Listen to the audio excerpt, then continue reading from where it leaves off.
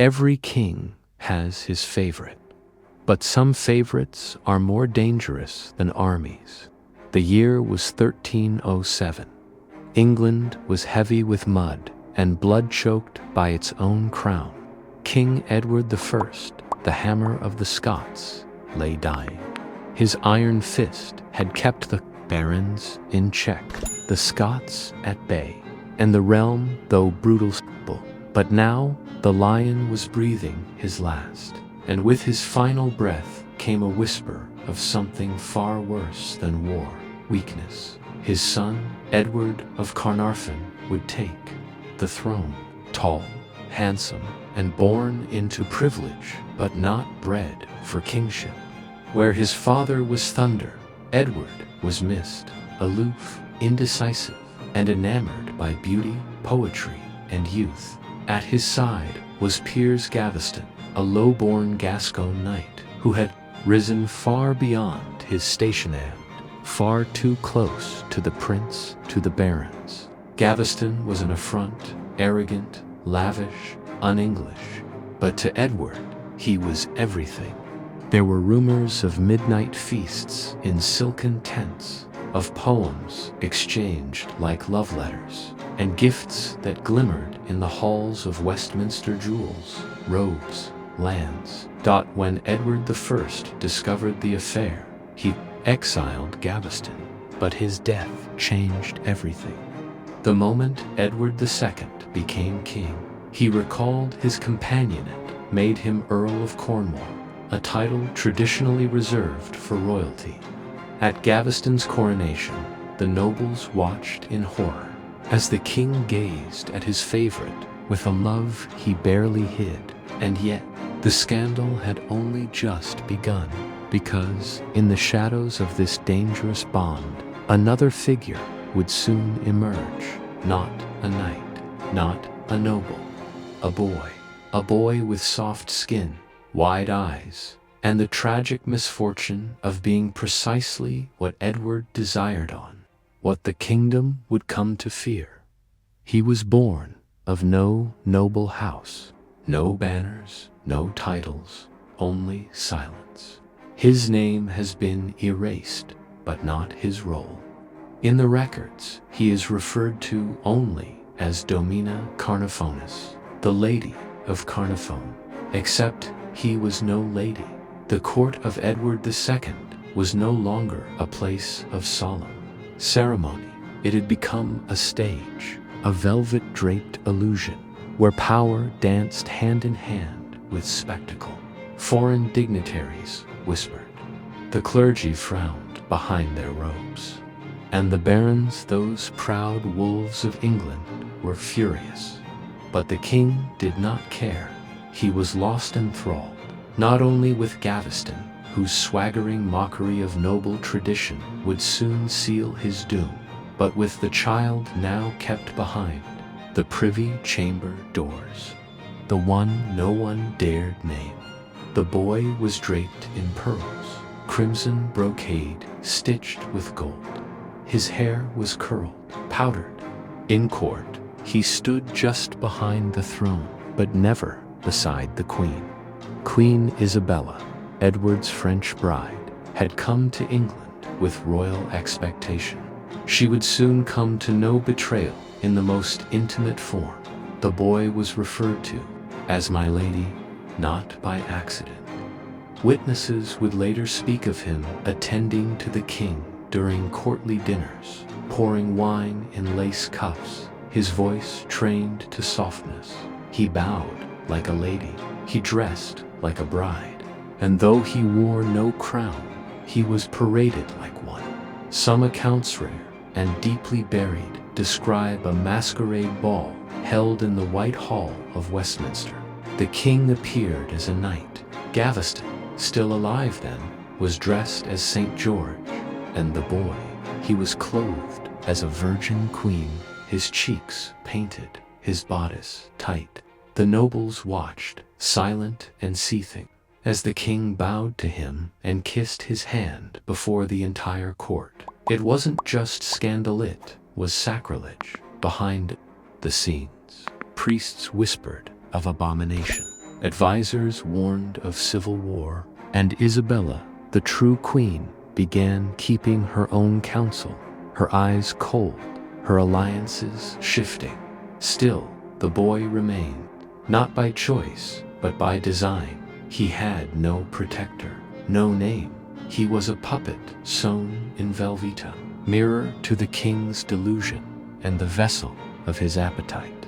He could not leave, he could not protest, and the court, for all its muttering, remained quiet, because to speak was to accuse the king, and accusing a king meant death.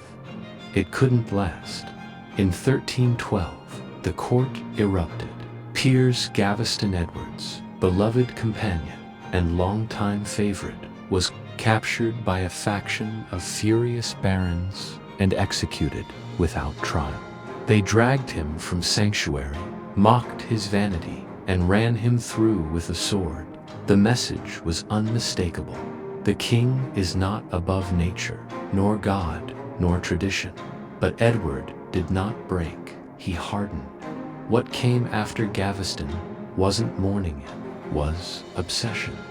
The boy became not just a shadow of the queen, but a shadow of the past, a new form of comfort, a stand-in for everything Edward had lost and still refused to relinquish. Sources fragment here. Some say the boy was hidden away in a countryside manor, visited only by the king on rare, silent journeys. Others suggest he remained in the palace, kept behind silken partitions, his body reshaped and trained to meet the king's fantasies. One chronicle speaks of a mock wedding, attended only by a few hand-picked loyalists.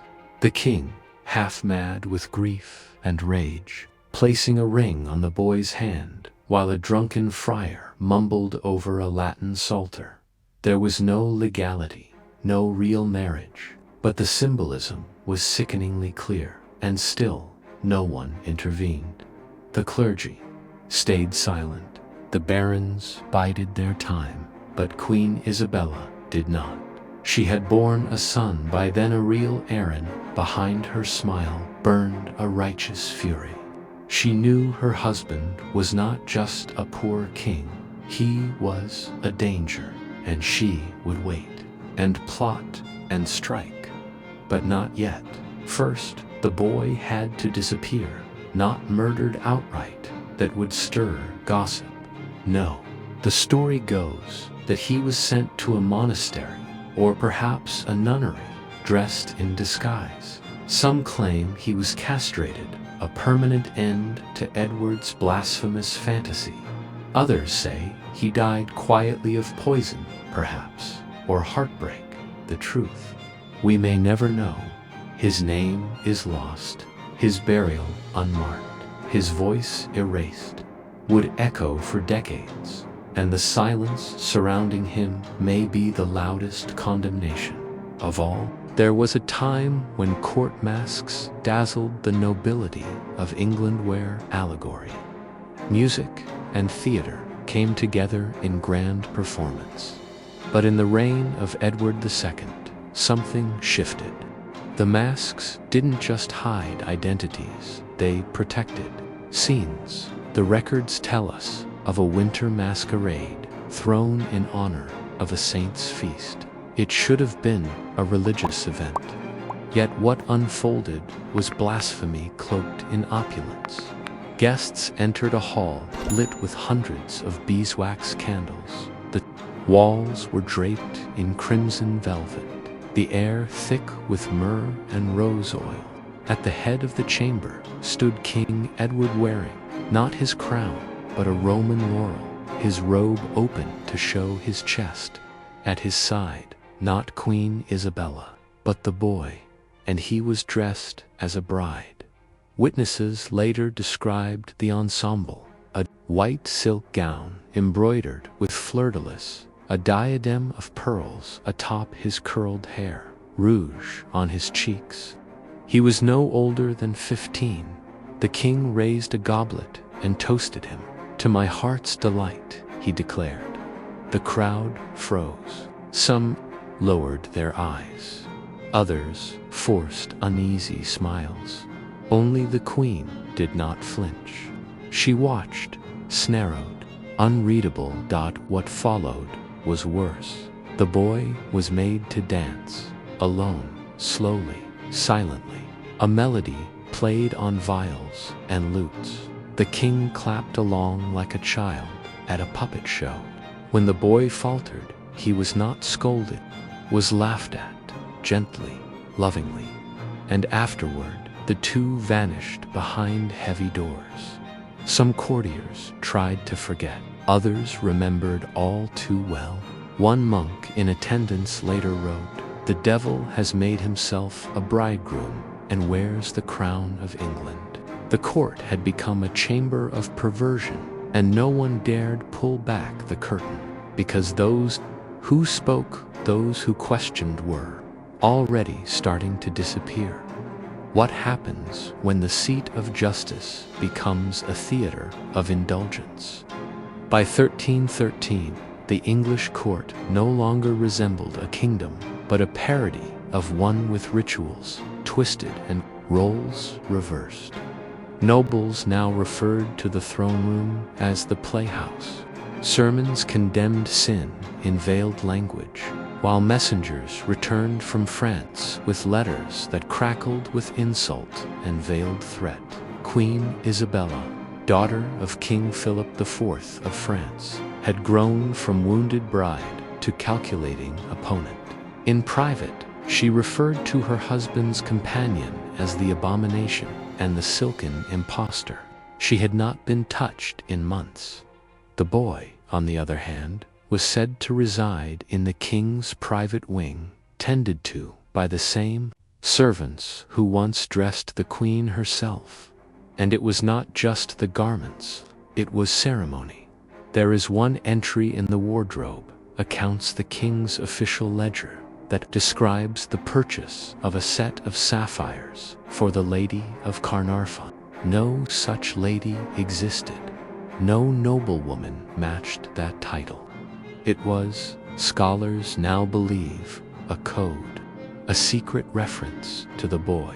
He was given gifts, silks, rings, and, most disturbingly, a coat of arms, not registered with heralds, but drawn by the king's own hand, a blend of the Plantagenet lion and a white doe, symbol of chastity. It was not just infatuation, it was identity erasure. This child, whose origins remain mysterious, had been transformed into a symbol, not of power, but of ownership. His body no longer his name struck from rolls, his story buried beneath whispers. Isabella watched from the shadows. She wrote in code to her uncles in France. She began meeting with disaffected barons, men once loyal to Edward, who now seethed under his rule. But they all understood one thing: they could not move too early, because removing the boy would mean facing the fury of a king whose grip on reality was already fracturing. So instead, they began preparing a noose for someone else. By the autumn of 1314, the king had become a ghost in his own kingdom, roaming castles in the north, clinging to fantasies while England tore at the seams. His military campaign against the Scots had collapsed at Bannockburn. His nobles had turned on him, and in court, the boy remained pale and thin, dressed in ever more elaborate gowns, as though silk could shield him from the storm gathering at the gates. The queen now refused to speak his name. She began referring to him as it. It follows him everywhere, she told one attendant. It has more perfume than sense. He has turned our court, and that grave was growing. A priest in York who preached against the king's unnatural passions was found hanged. A nobleman's son who had mocked the false queen vanished. Later, his body was found burned beyond recognition. dressed mockingly in a woman's shift. The message was clear: speak and you will suffer. Still, whispers persisted that the boy had been mutilated, groomed from childhood, reshaped in voice and gait, that he had once tried to flee, only to be returned, drugged and bruised, confined to the king's inner rooms for weeks. One story tells of a feast at Kenilworth Castle, where the king introduced him not as a servant, not even as a companion, but as my heart's lady. The silence in the hall was thunderous, and yet no one stood, because no one dared. This was no longer scandal, it was control. A child had been stripped of his personhood and made into a symbol of unchecked monarchy where power could rewrite biology, rewrite truth, and render horror invisible behind silks and smiles. But something was shifting. Isabella had left court under the guise of diplomacy, traveling to France. But she was not there to negotiate. She was gathering allies, and when she returned, it would be with fire. 13-6, the year England changed forever. Queen Isabella returned from France, but she did not return alone. She brought with her an army, mercenaries, exiled barons, and most crucially, Roger Mortimer, her secret lover and strategist. Together, they swept through the kingdom like wildfire. Castles fell, loyalties crumbled. The king, once the symbol of divine right, was now a hunted man. Edward II fled with a small entourage, desperately trying to reach Wales. And with him, hidden beneath layers of disguise and silence, was the boy. By then, the court had stopped, pretending there were no more masks, no more royal feasts. The boy no longer wore silks, but rough wool. Not out of shame, but camouflage. His face had become a curse. One account, written years later by a friar in disguise, claims the king whispered to the boy as they rode through the night, "You are all that remains of my crown." But crowns don't protect traitors. They were captured near Neath Abbey. The king, disheveled, shaking, tried to invoke the sanctity of monarchy. The soldiers ignored him. He was taken in chains, and the boy, he simply vanished. No trial, no record of imprisonment, not a single mention in the official rolls. Just silence. Some say he was separated from Edward and taken to the Tower of London. Others claim he was placed aboard a ship to Normandy and never reached shore. The cruelest version, and perhaps the most likely, is that he was buried in a grave, his body unmarked, his story erased like a stain, because the court needed a clean slate, because England needed to forget, because Isabella, the new power behind the throne, wanted no more reminders of her husband's humiliating sins. And so, the boy who had once been queen-crowned in silk and shame was consumed by history's silence. But his shadow still lingered in the corridors of power, and it was not done haunting England just yet. Edward II did not die on the battlefield.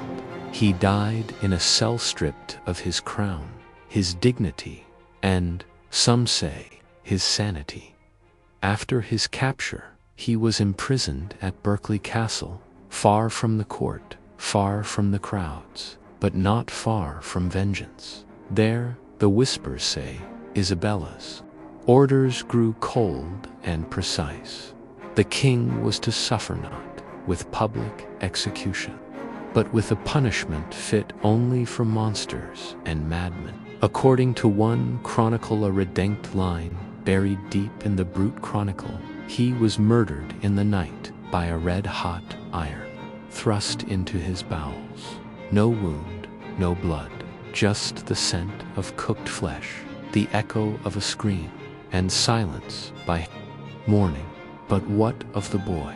The boy who had been made queen, who had worn pearls, bowed beside the throne, and served as the king's reflection in lace and fear.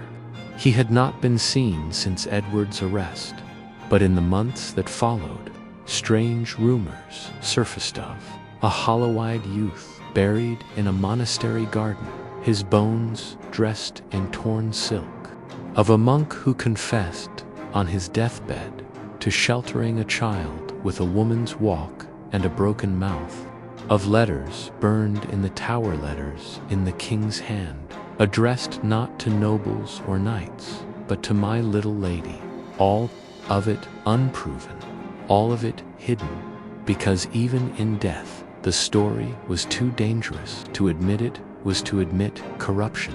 To acknowledge it was to expose the hypocrisy of power. And so the records were scrubbed. The household rolls stop listing attendance. The court scribes skip over a 3-month span, and no one ever spoke the boy's name again. He was not just erased, he was deliberately unmade, as if by destroying the evidence, England could cleanse itself of the shame. But history doesn't forget. It waits. Centuries passed. Kings came and went. Wars burned through Europe. England grew into an empire. But hidden deep in the footnotes of history, a shadow remained never fully seen, never fully erased. In 1597, an archivist working in the Tower uncovered a fragment of parchment in a sealed bundle labeled Privy Materials. 1320s, it contained a list of clothing expenses, gowns, perfume, and undergarments, all marked for Dominus Carnarvonus. The name should have referred to a male noble, but the items, they belonged to a queen. Another document, discovered in 1873 in the Vatican archives, mentioned a false lady kept by Edward II, described by a papal envoy as a cursed creature, neither holy boy nor holy girl, adorned in pride, fashioned in lust.